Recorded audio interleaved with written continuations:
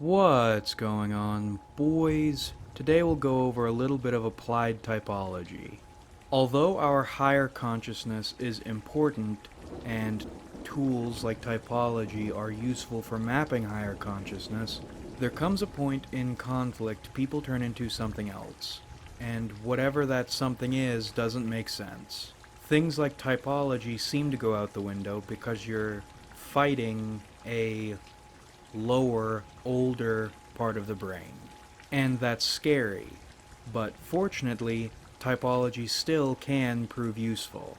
Sneaky vault tricks. The person in front of you has transformed into whatever people transform into when they're rabid.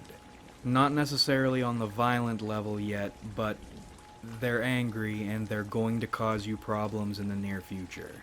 Identify the function they are using to attack you or are using to make attacks possible. Their exact type doesn't matter and you don't need specifics. Treat the function they're using offensively as their dominant function. Now, knowing that, identify their inferior function, or what you'll treat as their inferior function. That's the second step. Now, most people's inferior and nemesis functions will be what they destroy themselves with. You won't be able to use those functions to bring them down, but it is a point of weakness to be aware of. Now, using their inferior function, or what you'll be treating as their inferior function, identify their demon function. You'll notice people almost never destroy themselves with their demon functions. Other people do. That's your opening, but it's not a place you can hit them, because if you try, it won't affect them. Instead, it's something you hit them with. Typically, beating someone over the head with their demon function will weaken their inferior function. Once you've ruined their inferior function, which is a weak point inside them in their character, their ability to use their dominant function falls apart. Now, that's the ideal way for things to happen. The inferior function bit won't always work, but the demon function bit always will. Example for both instances. You're dealing with a TE Dom. Or at least, more importantly, they're showing TE. Knowing that, you know, even if you've never met them, most of the people around them don't like them. It won't be hard to turn people against them, or at least convince them not to support the TE Dom. Now, in an ideal circumstance, turning people close to them, on them, will crumble them. Send them into the FI inferior, crying on the floor in a dark room, unable to do anything state.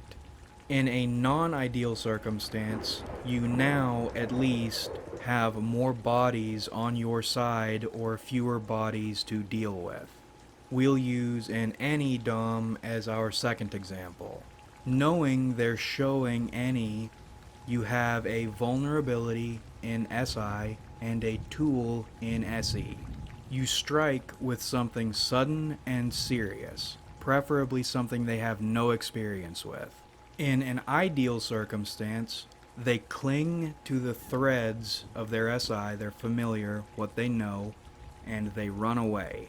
They get into that any Dom, dealing with something they've never seen before, never thought they'd have to deal with. Shaky hands, anxiety thing they get into. Unable to move, preferring to run. In a less than ideal circumstance, you've put them in a situation in which they don't know what to do and lack the time to weasel their way out of it. If you give an any Dom time, they will come up with a solution. Now, the reason I find this system useful is people are insane. When their animal aggression starts kicking in, and yours hasn't, you are trying to reason your way around something a lot older than you, something that does not make sense to higher consciousness. However, if you go into lower consciousness, it's going to be ugly.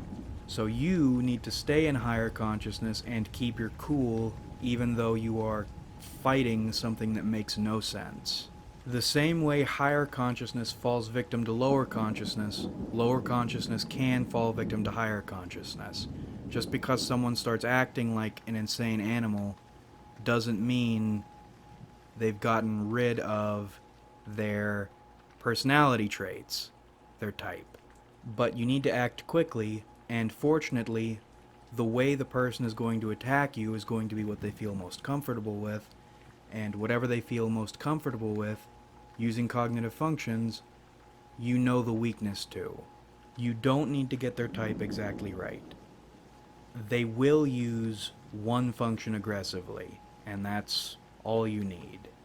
One more time, in summary, Step 1, identify the attacking function. Step 2, identify the inferior function as a point of weakness. And Step 3, find and use their demon function as a tool. But that about rippity wraps this one up. I hope you enjoyed watching, because I certainly enjoyed making it. Like if you enjoyed, because it helps me out a lot. Subscribe if you haven't, because we do this shit sometimes. And comment your thoughts, because I love hearing from you. What are your typology tricks? Thanks again for watching, everybody. Really, we have a lot of fun on this channel. So much fun, in fact, you can put some ice and some water in it and drink it and stay hydrated. That's so much we have on this channel, and I look forward to doing this with you guys again in the future.